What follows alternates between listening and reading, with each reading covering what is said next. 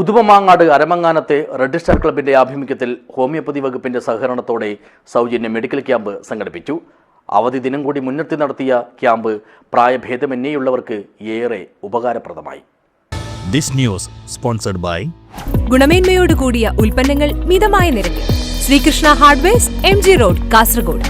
സർക്കാർ ഹോമിയോ ആശുപത്രി കളനാട്, കേരള സർക്കാർ ആയുഷ് ഹോമിയോപ്പതി വകുപ്പ്, നാഷണൽ ആയുഷ് മിഷൻ കാസർഗോഡ് എന്നിവയുടെ സഹകരണത്തോടെയാണ് ഉദുമമാങ്ങാട് അരമങ്ങാനത്തെ red star arts and sports club മഴക്കാല രോഗ ബോധവൽക്കരണ ക്ലാസും സൗജന്യ ഹോമിയോ മെഡിക്കൽ ക്യാമ്പും സംഘടിപ്പിച്ചത്.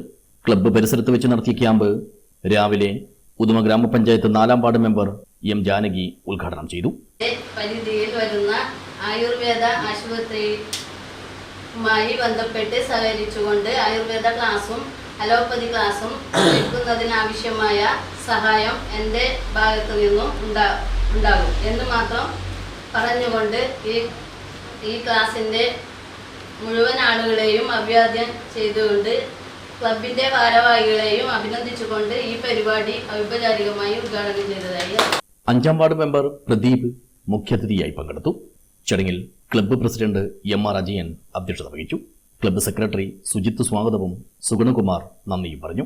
പരപ്പ ബ്ലോക്ക് പഞ്ചായത്ത് മുൻ president M. Lakshmi, club joint secretary Muralidharan, treasurer Kuttikrishnan, Amaravathi, Ratheesh, Rajesh തുടങ്ങിയവർ സംബന്ധിച്ചു.